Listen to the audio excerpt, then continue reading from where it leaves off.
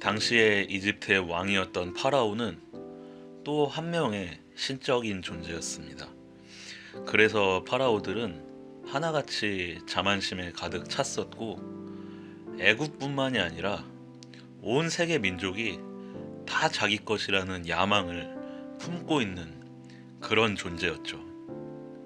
다 그렇지는 않았을 것 같지만 적어도 출애굽 당시의 파라오였던 아멘호텝 2세 왕은 그랬던 것으로 보입니다. 그는 자기가 부리는 노예였던 이스라엘 민족이 반드시 자기의 소유여야만 한다고 생각을 했습니다.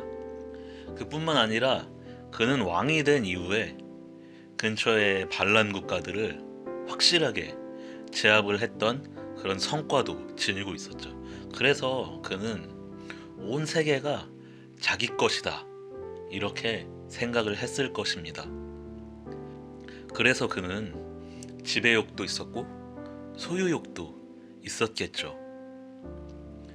하지만 모세라는 노인이 나타나서 이스라엘 민족은 하나님의 것이니 돌려달라 라는 말을 하고 있습니다. 아멘호텝 왕은 신 그 자체였습니다.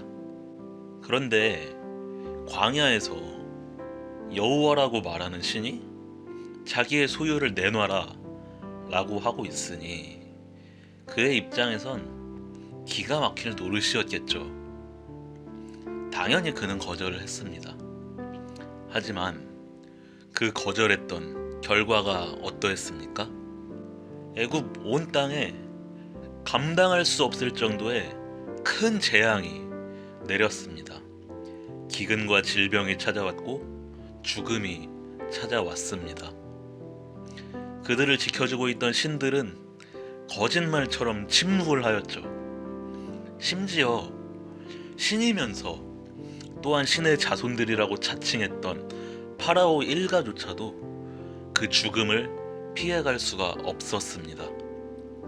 이런 엄청난 재앙을 겪고도 아멘호텝 왕은 낮아지는 것을 배우지 못했습니다. 여호와라는 신과 이스라엘 백성들에게 복수하고자 했고, 군대를 이끌고 나가서 이스라엘 민족을 홍해 앞까지 몰아붙이는데 성공을 했습니다. 하지만 여호와라고 부르는 신은 이집트의 신들과는 달랐어요. 기적을 베풀어서 이스라엘 민족을 지켜냈죠. 홍해는 중력을 거슬렀고 반으로 갈라졌습니다. 세찬 바람이 불어서 땅을 빠르게 말렸고 이스라엘 민족들이 도망갈 수 있게 만들었습니다. 하지만 그 뒤를 추격하던 애굽의 군사들은 이집트의 신의 가호를 전혀 받지를 못했어요. 결국 홍해가 닫혀버리면서 한가운데 갇힌 그들은 전부 홍해 아래로 수몰되고 말았습니다. 결국에 아멘호텝 왕은 모든 것을 잃어버리고야 말았죠. 이집트의 풍족함 그리고 강대한 군사력은 찾아볼 수가 없게 되었죠. 그와 그들이 섬기던 신들이 가짜였다는 사실이 만천하에 드러나고 말았습니다. 그들에게는 어떠한 능력도 없었다는 것입니다. 이 사람이 바로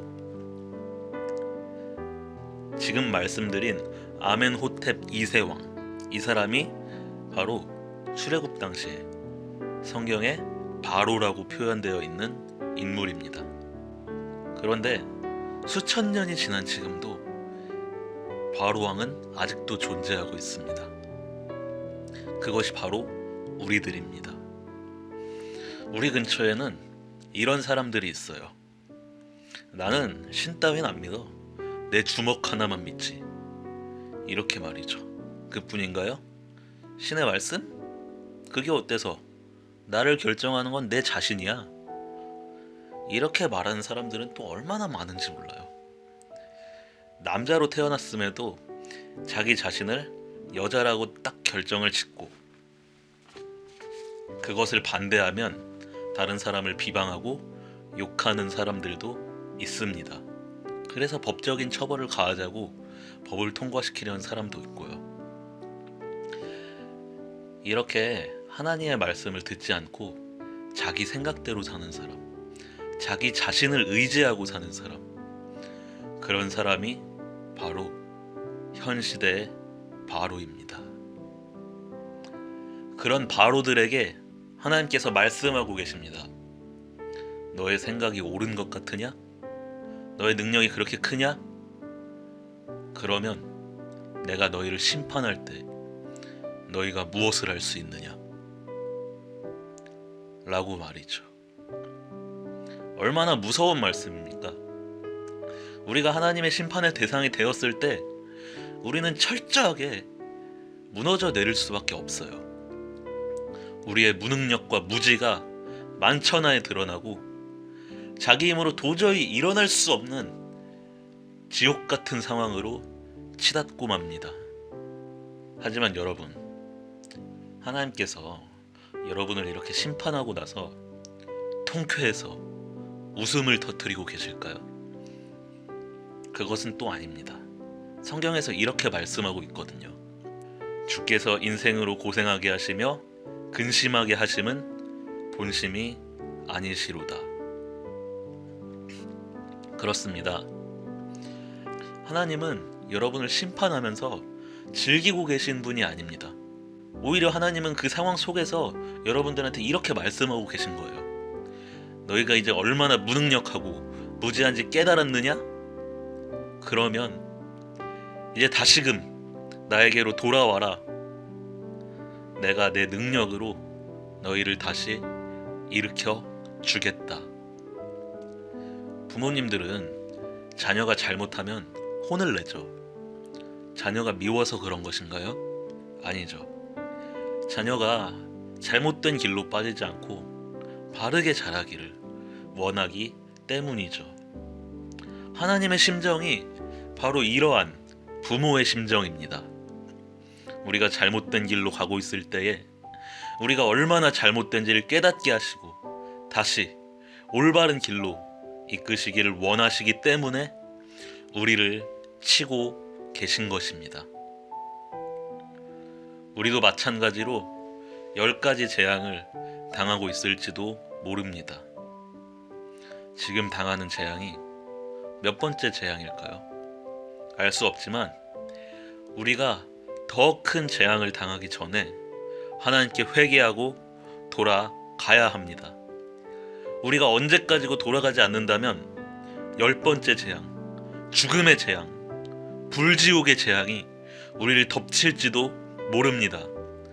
바로처럼 마음이 강팍하여져서 하나님께 돌아가지 않는 사람이 되지 않기를 원합니다.